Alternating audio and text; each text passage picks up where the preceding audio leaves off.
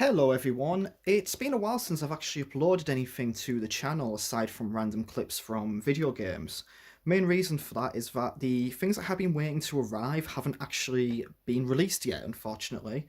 I'm currently waiting on some Evangelion figures to arrive, but unfortunately they haven't been released yet. But I thought I'd post this today. It's a brand new board game I just got. When I say brand new, this actually came out back in 2016, I believe. It's Star Trek Frontiers. Now, in the past couple of weeks, I've been getting really back into Star Trek. I was at a convention just a couple of weeks ago, and I met some representatives from the USS Alba up here in Scotland. They're part of the fan organisation Starfleet, and I immediately signed up, and now I'm part of said crew. So, if any of them do happen to be watching this, hello everyone. Thank you for taking time to actually watch this, and thank you for the lovely welcome you've all given me. So, just on this board game, I don't know too much about it really, but what I wanted to kind of do was go through it or do a live unboxing of it, show off the little figurines in there, the cards, talk about the quality maybe. It looks pretty good. It seems to be kind of set more modern day Trek, kind of not really in the reboot universe. I'm not 100% sure, but more like the Picard, Deep Space Nine, Next Generation, Voyager era. Kind of the main thing that kind of says that to me is the presence of the Borg cubes and the Galaxy class there. The Galaxy class, of course, being the Enterprise D. For those who aren't sure, the Enterprise D is Picard's ship. So let's go straight onto it. So we'll open up. I really like the packaging, actually. Really nicely done packaging. So let's open this straight away. Already immediately. This bag is not a toy. This contains parts of a game. So I'm purposefully obscuring something at the moment because you've got the miniatures here, which are really... I had a brief look at this earlier, but I didn't want to spoil too much myself because I wanted to get like a genuine reaction when I unboxed it. So we just take that. So we've got like a little card, which is a data core on there. See if you can actually see that. I'm currently there you go, data core. So it's quite a big, nice, thick, solid bit of card. Some numbers on there. I presume that'll all become clear when I read the rules. Not that that ever happens. What I usually do when I play board games is I just kind of invite my friend John and get him to read the rules for me and teach me how to play it. Very lazy in that way. I work I work a demanding job. So we got some more card there. Goes all the way from 0 to 119. We've got some warnings around there. Goes from green to red. I don't know what that means. Again, presume the rules will teach me. We've got... Oh, give showing away that you have miniatures there. So we've got a nice little game walkthrough there with some scenarios. So each game of Star Trek Frontiers is played according to one of the scenarios we'll find in the scenario section at the end of the full rule book. So we've got a scenario here called the First Reconnaissance. And it kind of teaches you the recommended approach, play versus play combat, overview, some tiles there. So, just on a play versus play combat bit of this, one of the things that actually attracted me to this game, there seems to be a couple of Star Trek board games around. One of the things that attracted me to this one was it was a 1 to 4 players, so you could play it solo or with friends, and it kind of was the more cooperative angle. I'm a big fan of cooperative games, like even when it comes to video games. I much prefer co-op than I do player versus player type content. It's kind of one of the things that does put me off a few games. Sea of Thieves being one that I never really tried because I didn't really like the sound of the PvP forced elements.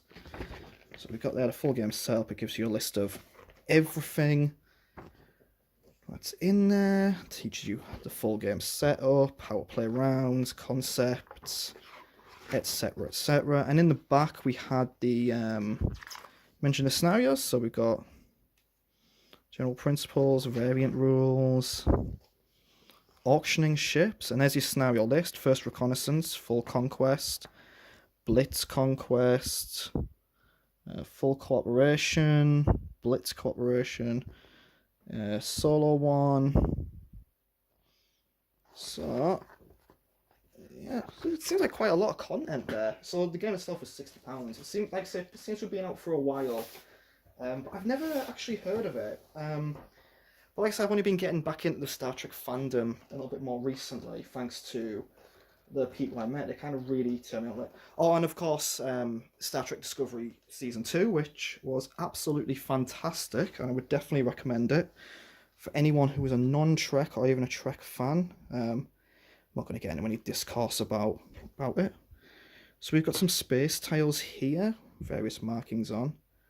There's nebulas, asteroids. Got the Romulan Warbird there, which has actually always been one of my favourite ship designs, the Warbird. I've got one on my desk at work. I actually bought the model off the EXO of the Alba only just the other week. Some more space tiles, and there's a lot. And we've got a space tile here. This is one you don't want to run into, the Borg cube there. So yeah, they're all, again, quite nice thick cards, quite nice to hold. Imagine they'll slot together quite nicely. And let's just move them out the way. So what else have we got? We've got, and I'm not going to open this one, but we've got what appear to be, actually, yeah, go on. We'll open it, but we won't go too far through. So again, it comes in some really nice holders. I like the packaging for this. I always like a good solid packaging for board games. You know, instead of everything just start being thrown about, I like things to come in nice little compartments ready for you. So straight away I've picked up one there with a Borg cube on. Got one here. More Borg cubes.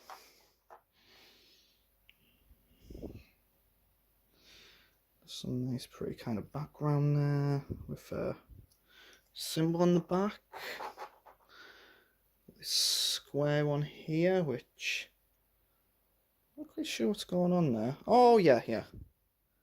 So it looks like it's from, well, it's a Romulan attacking, it looks like he's attacking Beverly Crusher there. I'm not sure if that actually is meant to be, but yeah. And on both sides you've got that. And what have we got here? Some more little token here. And there we go. So I'll put them off to one side for now. And we'll go on to the next one.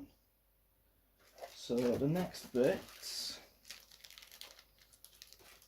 These are nice. So not really a lot going on here. Again, won't open this, but you've got some, possibly some sort of tokens, all different colours there. Plastic tokens there. You got some more counters. That corresponds to one of the things we picked up, that symbol, I believe. I won't get in focus because it's in a bag, but... And here we got some nice looking dice with various images and logos on. So, seem good. So, next step. There's quite a lot to this board game, actually, I have to say. Again, very solid piece of work. So we've got the first set of cards there. Like those ones I can't open. These ones I can. So these look like some sort of character card. So I can actually get them out of the packaging. There we go. So we've got Federation officer. Well, he's wearing a red shirt, so he's going to die immediately. Oh, another Federation officer. Ooh. Klingon lieutenant. So yeah, they're obviously sort of like photos, kind of from the very series. So there's Lieutenant Worf there. One of my favourite characters there, actually. Well, I'd say my favourites. When it comes to Next Generation, they're all my favourite. Work Data. So yeah, we're definitely in Next Generation. Or Gowron, Geordi LaForge, Mirok. Oh, let's keep going through. Let's see. Oh, Dukat. Interesting. Commander Riker with his famous beard. So it's combining elements of at least it combined elements of DS9 and Next Generation here. We're obviously part of the... I can't remember the name of the species now, from the Dominion. Gem had our soldiers.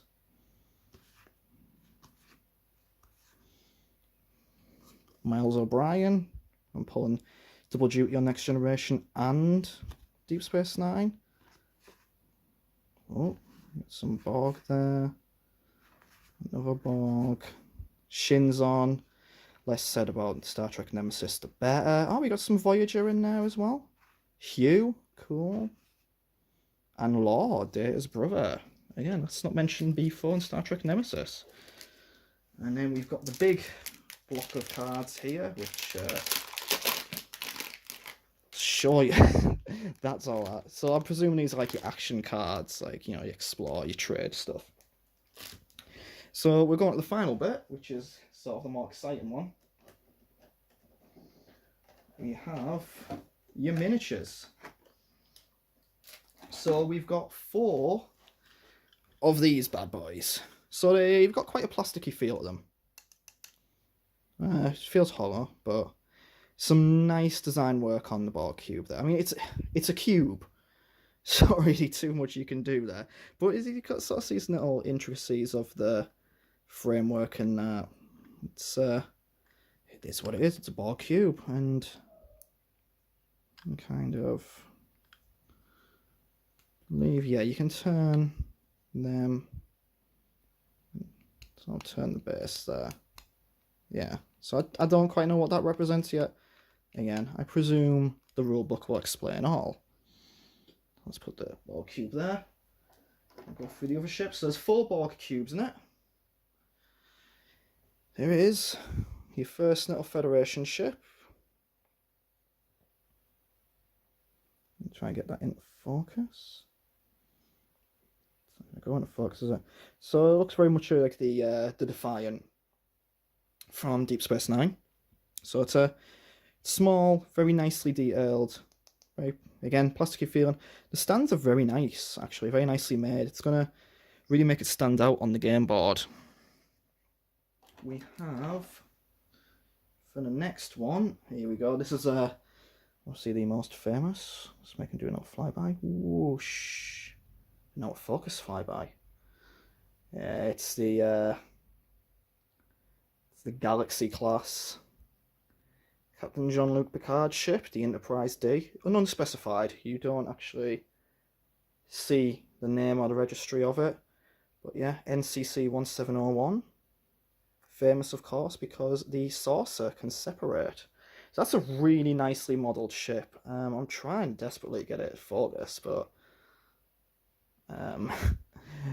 it's just not happening, unfortunately. Yeah, trying to get that. But yeah, you can sort of see the detail on it. It's really nicely done. I always like the miniatures in board games. They always do a really good job of it. Let's have a look at the next ship, which kind of... Oh, my Trek knowledge is going up here, but I think that's a Klingon bird of prey. I could be very, very wrong. Does it actually say at the bottom? Nope. Does it actually say in the rule book? Let's see.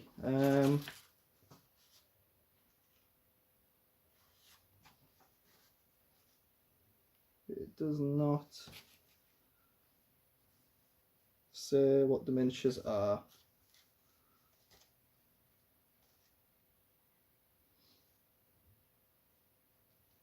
Yeah, just 10 ship figures. It doesn't actually say what each ship is, but I think that is the bird of prey for the Klingon side. And the final ship... Oh, no, this is the Klingon bird of prey. You can tell because it's green. So, much to my embarrassment, I don't actually know which one this is. That's a bird of prey, because the wings come down like that. But yeah, I cannot for the life of me figure out which one that is. But regardless, they're all very nicely modelled. I like the fact that they have actually painted the Klingon one green. But yes, so there you have it, the Star Trek Frontiers board game. It's a really, really nice looking board game. Really nice box. It was £60, so I should have at least hoped that it was quite nice. And I'm very much looking forward to playing it, to reading the rules and taking a look at it all. So, there we go. Ah, that is a Negvar figure. Presuming that's Klingon. They usually are, but there we go. That's Star Trek Frontiers opening for you. Thank you very much for watching, everyone, and I'll hopefully see you all later in another video, one that should be uploaded without much of a gap between this and next. I'm fairly sure those figures will be out within the next couple of weeks, so hopefully I'll have them online. Again, thank you very much for watching. See you all later.